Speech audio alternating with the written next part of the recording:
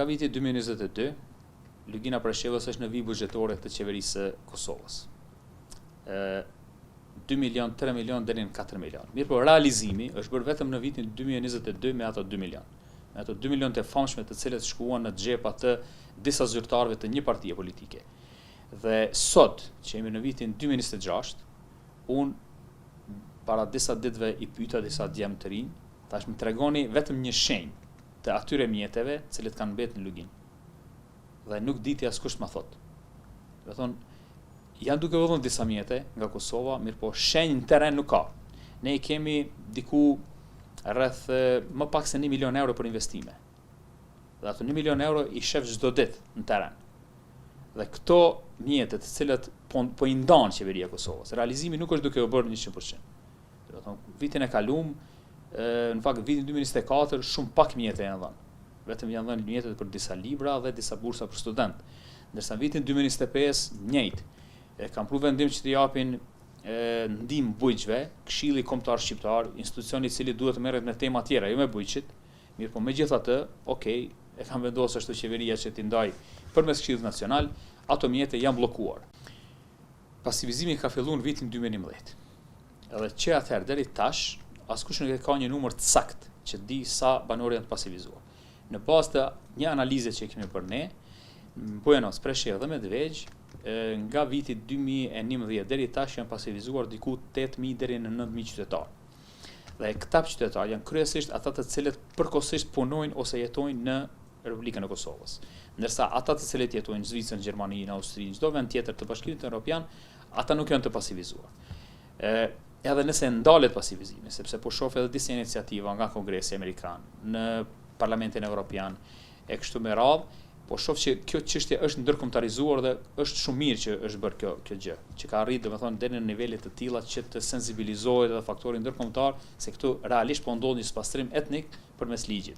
Mirë po, edhe po të ndalet pasivizimi sot, nëse nuk kthehet gjendja siç ka qenë në vitin 2011, atëherë nuk po bëjmë asgjë, sepse pasivizimi vetvetiu një ditë do të ndalet sepse nuk do të kenë mundësi këtë ta pasivizojnë. Nuk mund të mu pasivizojnë mua i cili jetoj këtu. Jam këtu tërkohën. Por ndoshta është vonë të kërkojmë vetëm ndaljen. Të kërkojmë ndaljen e pasivizimit dhe kthimin e gjendjes siç ka qenë në vitin 2011. Ne nuk kemi asnjëherë probleme serbët lokal, nuk kemi pas as të kalumën, as gjatë kohës së konfliktit dhe gjatë kohës së luftës së USHMV-s. Këtu nuk ka pas konflikt me serb lokal. Ne kemi pas problem me qeverinë, me policinë dhe me ushtrinë. Mirë, po me serb lokal gjithmonë kemi jetuar në harmoni dhe Bujanovci është shembull edhe i tolerancës dhe i bashkëjetesës. Këtë gjë gjithmonë ne mundohemi që ta promovojmë.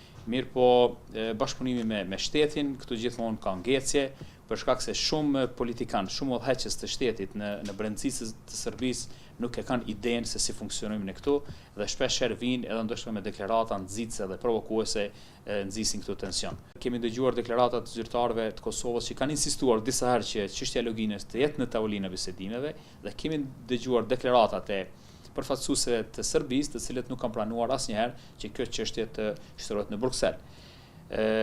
Ka tendenca, ka iniciativa, mirë po rezultati mbetet zero. Dhe nëse bëhet e njëjta gjë, disa herë rezultati është zero, atëherë çka të presim? Presim që pra të bëjmë të njëjtën gjë dhe të presim rezultat ndryshe, kjo nuk qëndron. Në anën tjetër edhe Shqipëria, zyrtare, Tirana zyrtare, në forume të ndryshme e kanë ngritur çështjen e Luginës.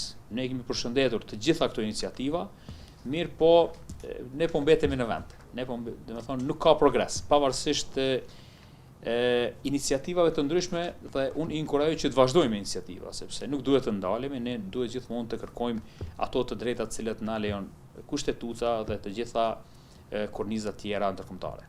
Prej kur unë udhëheq me komunën e Bujanovcit, i kemi 7-8 raste ku shqiptarët janë kyçur në organe shtetërore. Mirë, po këta janë shumë pak në krahasim me pjesën tjetër të punësuarve. Ne marrim shembull vetëm shërbimin e katastrit në komunën e Bujanovcit, i cili është organ shtetëror dhe operon në ndërtesën e komunës Bujanovcit. Në historinë e saj asnjëherë nuk ka pas punësuar një shqiptar dhe sot nuk ka asnjë. Do të thonë arrin që sjellin edhe serb nga Vranja, nga brendësia e Serbisë, nga komunat që i kemi këtu afër si Vladiçinhani, Surdulica, por nuk marrin shqiptar nga Bujanovci.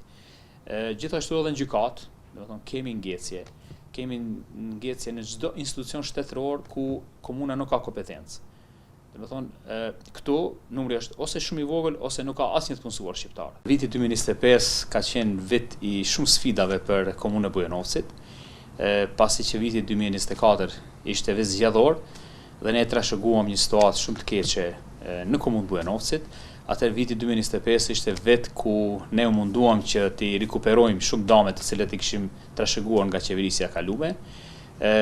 Si prioritet e shpallëm pastërtinë në qytet dhe në fshatra, ku jemi munduar shumë që t'i sanojmë deponitë e egra, që ta kthejmë rendin pastërtinë në qytet dhe ka ende shumë punë për të bërë, mirë po në këtë drejtim kemi avancuar shumë. Mirë po kemi hasur në ngjecje, për shembull tek subvencionet e bujqve, tek subvencionet e bizneseve, tek bursat e studentëve, për shkak thash edhe një herë të gjendjes financiare që e kishim trashëguar, sepse ne morëm komunën me diku rreth 3 milion euro borxhe, tash kemi arritur që ta bim deri në 1 milion euro borxhe, të cilat i kemi partur tash në vitin 2026.